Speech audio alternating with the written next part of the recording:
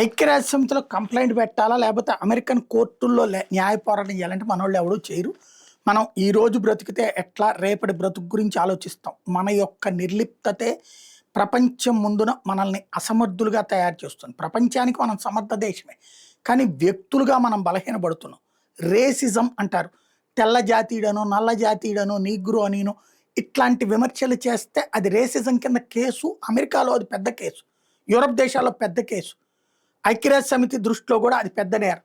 ఆ రేసిజం వ్యాఖ్యలు ఒక అమెరికా అధ్యక్షుడు చేస్తే ఒళ్ళు బలిసి కొవ్వెక్కి కొట్టుకుంటుంటే అహంకారంతో వాగుతున్నటువంటి ఆ పిచ్చి కుక్కకి శిక్షించేవాడు ఎవడు లేకపోవడమే పాపం, శాపం.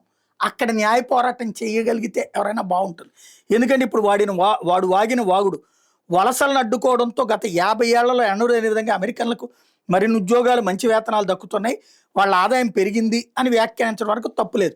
తొలిసారిగా రివర్స్ మైగ్రేషన్, అక్రమ వలసదారులు వెనక్కి పంపడం, మూడో ప్రపంచ దేశాల నుంచి వలసలను అడ్డుకోవడం కొనసాగుతోందని చెప్పారు.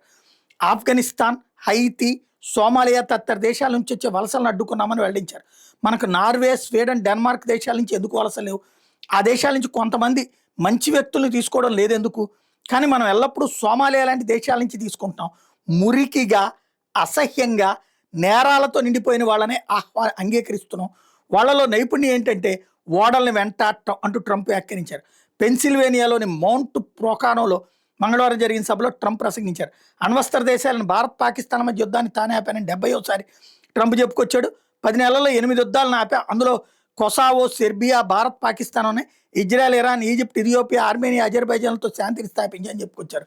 ఈ పిచ్చిముండా కొడుకు భారత్, పాకిస్తాన్ ఒక్క యుద్ధమో ఆపలేకపోయాడు. నిన్నగాక మొన్న కూడా ఒక పక్కన ఉక్రెయిన్ యుద్ధం, థాయిలాండ్ వీళ్ళ మధ్యనే యుద్ధం జరుగుతుంది. ప్రతి యుద్ధం కొనసాగుతూనే ఉంది. హమాస్ ఇజ్రాయెల్ మీద దాడి చేస్తానే ఉంది. ఇదే హమాస్ ఆగింది కానీ ఇజ్రాయెల్ హమాస్ మీద దాడి చేస్తానే ఉంది. ఇదేదో ఆపానంటాడు. ప్లస్ ఈ మురికి మాటలు మాట్లాడతాడు. మన దేశం మీద ఏడుస్తాడు. అదే సందర్భంలో ఆ దేశాలు మురికి వాళ్ళు అంటాడు. ఆ మురికి వాళ్ళు అన్నప్పుడు ఈ మురికోడి మాటలతో మరి దీని మీద కేసులు ఎందుకు పెట్టాలంటే వాళ్ళు పోరాడాలి, న్యాయ పోరాటం.